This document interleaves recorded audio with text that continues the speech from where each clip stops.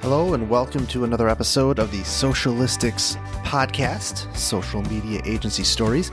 This week, we're going to take a little bit of break from interviews. They're always kind of a challenging to find great folks, and sometimes we just kind of want to talk about what we've experienced as an agency. The idea of this was always about kind of sharing insights as to who we are and what we're doing, and if we can help other aspiring agency owners or startups avoid some of the pitfalls or mistakes that we've made, then we've done our job with this. So plus it's somewhat therapeutic to have a place to kind of just talk about and talk through some of the things that we experience on the agency side of things, especially these days. You know, you're kind of on an island. We're not getting to kind of hang out in person very much, and quite frankly, even before the pandemic, I mean, we've been a virtual agency, so we've had to get creative about how we stay connected and kind of get that social interaction piece. I've always been pretty much an introvert and a to myself kind of guy, but everybody needs some of that in some capacity. So this week I wanted to talk about what it's been like as a growing agency experiencing the pandemic and how it has impacted our agency, the business, what we've done to kind of work through it, and some of the things that have worked, some of the things that haven't, and just provide a little bit of insight as to, what we've experienced during these difficult times. And I really want to preface this by saying that throughout this episode, I am not complaining. There are far worse off people right now that are hurting in terms of jobs and careers and all kinds of things. I and my team are very fortunate to be where we're at and what we have. So, this is really just about providing some insight as to what we've experienced for others that are in similar boats that might be able to kind of glean something out of it and maybe make use of it. So, full disclosure, we are fortunate to be where we're at and what we've been able to do to keep the lights on. So what have we experienced? Well, I started this agency about, I want to say 2.5 years ago as a side hustle. I always wanted to create. I always had an entrepreneurial spirit. I never fit the mold of sitting behind a desk, sitting in traffic. I knew I wanted to do my own thing someday, but my personal life, personal finances really didn't allow for a whole heck of a lot of risk. So I kind of had to wait for the right time. And it was a combination of the right time and, quite frankly, kind of being forced into it. Marketing is a very volatile career. There's one thing that I learned. I was always so embarrassed by the fact that if you looked at my career path, my track record, like you see it's like too many stops, like tons of bus stops. And I was like, geez, what is wrong with me? And when I looked at it, it's not like I've been fired, maybe once or twice, but rarely ever performance related. It always had something to do with things out of my control. And it wasn't until I looked on LinkedIn and saw that a lot of marketing people have pretty similar paths. It's a very volatile career path. So I always knew that I wanted to do my own thing. I always was looking for stability. And the stability, ironically, was starting my own thing. And when I started to piece that together and finally was able to go all in mentally, that's when things started to take off. So I've been at this now full time for about a year, and we were really on quite the trajectory. And we were really approaching that $1 million, kind of status that I was trying to hit. We were on a path for it. I thought we'd hit it in 2020, and then obviously things changed, and we lost some clients, and it happens. Our philosophy with our agency is not to force businesses into long-term commitments. So we're a month-to-month agency. Most are not. I think it's a trend that is happening. I'd like to think that we had something to do with it, but that might be a little naive. But I just, I started it as a disruptor, and I thought that maybe eventually once we built a name for ourselves and we could start having long-term contracts that we would. But I found that over time, it helped us land more business. It kept us on our toes, earning everybody's work every month. And quite frankly, because we do a good job, people stuck around. So why change a good thing?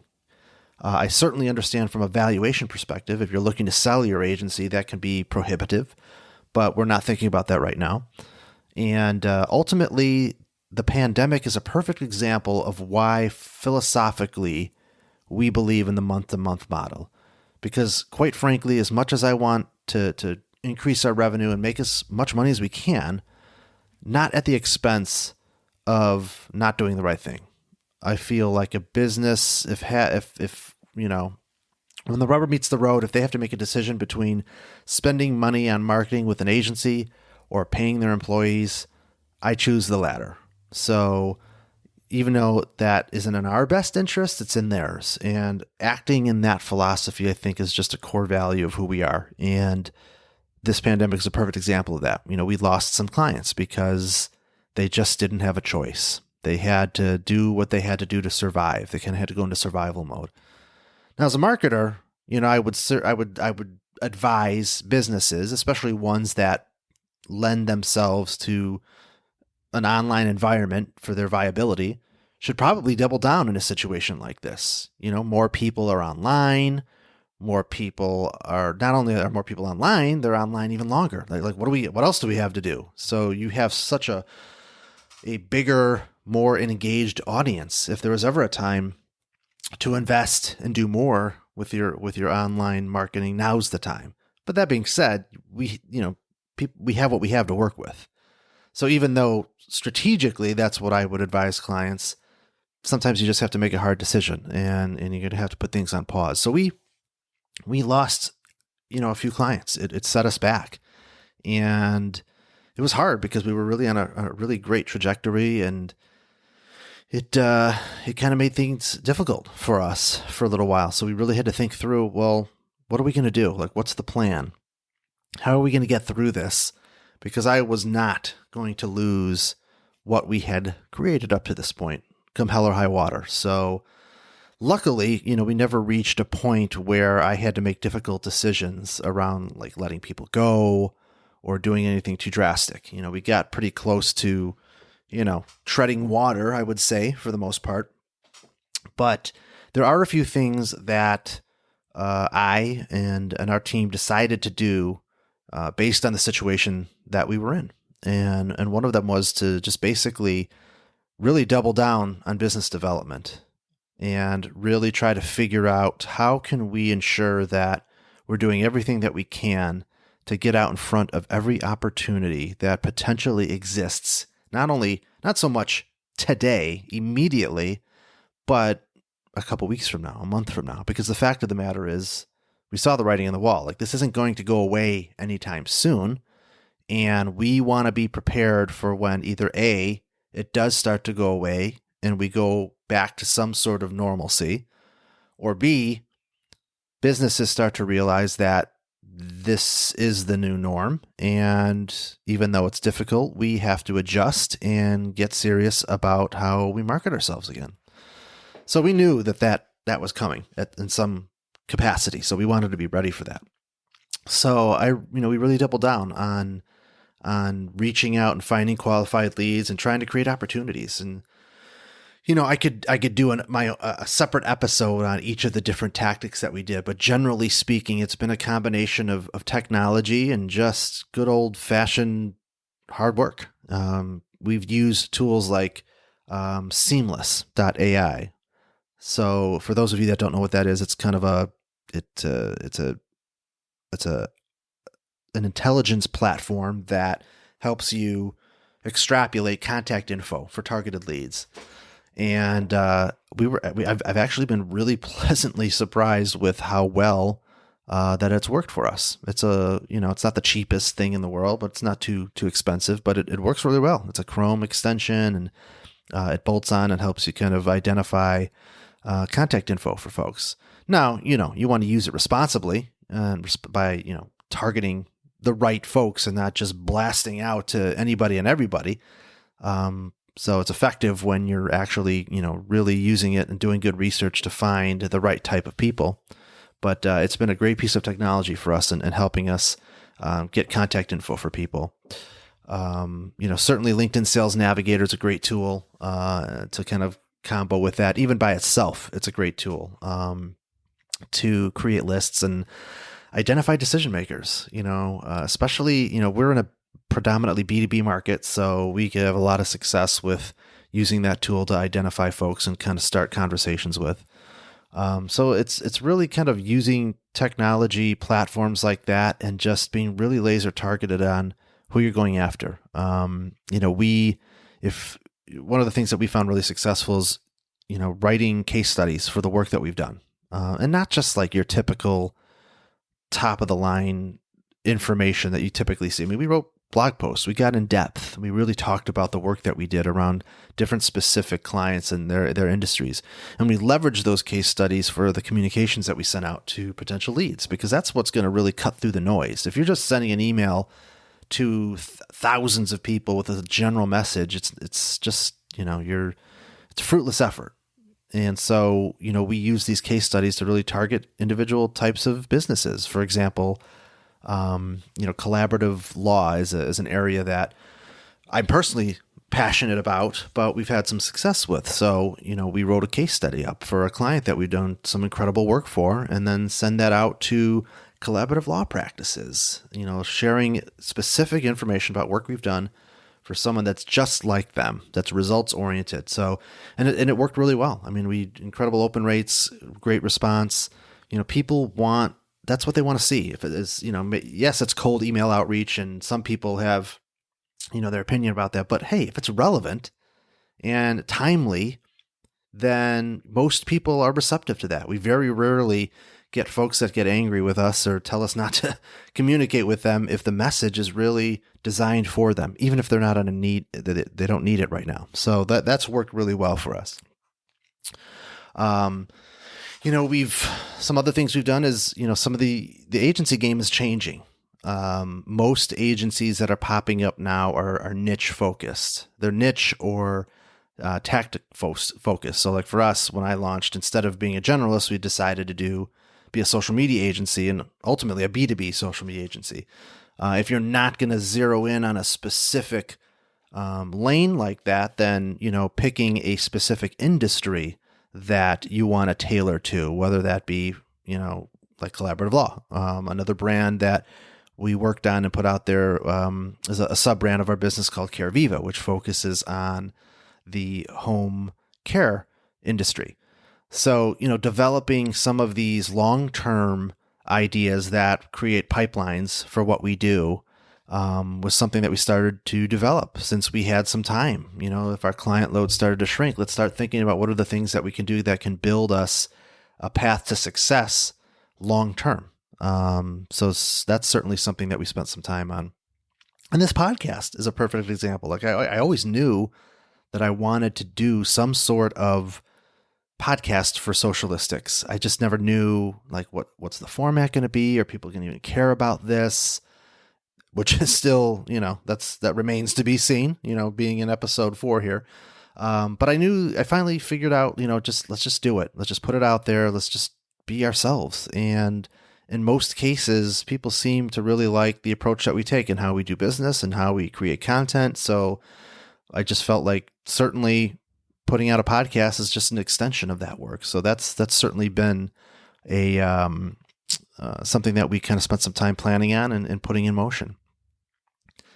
Some other things that we kind of started to do, or even I started to do, is just being there for people, free education, consultations, really authentically offering help to people, even if there isn't an official business relationship there today. We've always taken that approach. I always feel like if you plant these seeds, if you're authentically helpful, even if you're not a good fit for somebody, either short or long term, that good things come back to you. People remember that. People do business and have relationships with people that they trust and they like. And if you really want to build an agency that is sustainable with the right type of growth, then you need to double down on helping people and being that kind of person and not just thinking about the bottom line. I mean, don't get me wrong, everybody's got to make money, But you've really got to carve out a good portion of your time to be helpful to others and kind of help them make good decisions. And sometimes a client isn't a good fit. I always say that on my calls. Like there's about 30, I would say 30 to 40% of those initial calls I have with potential clients, they're not a good fit for a variety of reasons. And I've learned a long time ago to not just take the business, whether it's you're having to discount heavily to meet their budget needs, or their product is a little sketchy, or it's just not there yet. Great marketing doesn't cure bad product. So, you don't want to get into a situation where you're just, extrapolating money from somebody as long as you can. You want to help these folks. You want to help, entrepreneurs and business leaders with the right advice, even if it's not in your best interest. So, even though that has, for us, made an agency that grows a little bit more slowly, it's just scales better because the clients that we do get are the right ones and they stick around and we do great work, and then we can leverage those stories to land other great work, and it's just a multiplier effect. So even though, we could probably be doing more revenue now by just taking everybody, man, the headaches that can cause. And we've learned the hard way. I've made mistakes. I have pulled the trigger on some clients that we should not have done. And, but I've learned from that. And, so helping people, providing some education and consultations is a good thing. This is a tough time. And just the fact of the matter is landing clients, keeping clients is a tougher thing to do right now. So even though it might be slower, you just got to continue to provide the help that you can in hopes that leads to bigger and better things once we get on the other side of this. And one of the other things that kind of came from this break is just, it was interesting. Our close rate was really high, north of 80% pre-pandemic.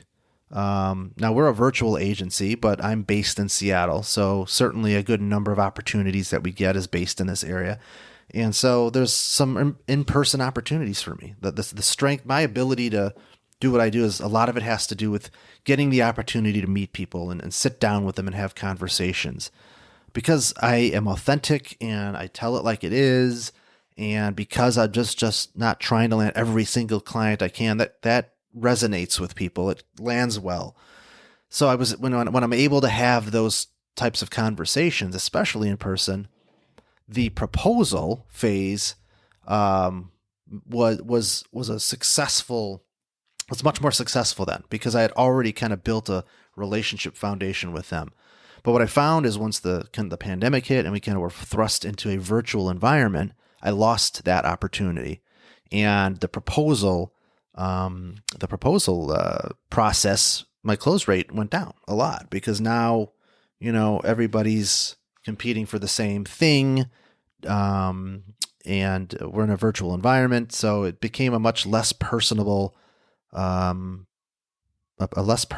way to do things. So we had to double down, and we moved and shifted from using proposals. We still use it. We use Proposify, which, by the way, is a great platform for managing digital proposals and contracts. But we moved away from that as our primary means to kind of present our work and and what we propose for a particular client. We moved to doing virtual pitches, using, Google Slides or PowerPoint or whatever, presentation software, and then schedule Zoom calls. So instead of the process being talk to prospect, sounds like a good fit, gather information, put together a proposal, send it off, and then the follow-up nightmare, emails and calls, like waiting for them to make a decision, we moved to, having the initial call, assessing it's a good fit, getting the information we need, scheduling a pitch call with them that is delivered in real time. So, the next best thing to being in person. And interestingly, also realized that I've always felt like our proposals needed to have a lot of information in them. And we live in a different world. People their attention spans are shorter, smaller, get to the point. So I really had to work hard to, get to this less is more mindset, really get to the point and not worry so much about, spelling everything out. And so we shifted our approach, we shifted the technology, the process, and our close rate went from sub 50% back up to over 90%, because we were able to kind of reinsert ourselves into somewhat of a more personal back and forth, so it's worked really, really well. So you kind of have to get creative about how you can still connect with people in a virtual environment. And let's be honest, even when this pandemic goes away, the lasting effects of it will not. More people are going to be working from home. More businesses are going to shift to a remote-based culture. And look, as much as I hate to admit it, this isn't going to be the last virus. And even if we have another one and it's like not even close to the severity of this one, people are now sensitive to it. I think more and more people, like if something happens, even if it's, less severe, people are going to kind of reel back into that kind of remote virtual attitude and back into those types of behaviors. So, if anything, having an agency that is virtual in nature and prepared to thrive in that type of environment is critical if you're going to survive. And luckily, we were already kind of wired that way pre-pandemic. But we've learned a lot during these tough times about the things that we've needed to do to kind of keep the lights on. And it's been, especially over the past couple weeks, it's been very interesting. We've found that there is a lot more movement happening now. I think we've reached a threshold where businesses realize, like I said earlier, either A, this isn't going away, or B, even when it starts to, we need to really get going again. Like we just can't pause and hold up and wait for everything to go back to normal. So we're starting to see a lot more businesses re-engage with us and get serious about getting their social media right. So interesting times, to say the least. So that's kind of what we've experienced with everything. So the future is bright, and I think that as long as you keep pushing hard and treat people well and do the right things, that you're going to kind of survive. So that's our pandemic update. So really looking forward to seeing where things go. And as always, anybody out there that's listening to this, whether you're starting an agency, whether you're a potential client, I am an open book. Please reach out to me at jason@socialistics.com for any questions or needs that you have. Book some time with me. I love talking to people. Even like I said, if it doesn't lead to anything that benefits us. And that's just how we do what we do. So thank you for listening. Please leave a rating, a review, subscribe, all that good stuff. It helps this podcast get found. We're just getting started. So I'm really excited with some interviews that we've got coming up with other folks. So thank you for listening, and we will catch you next time on the Socialistics Podcast.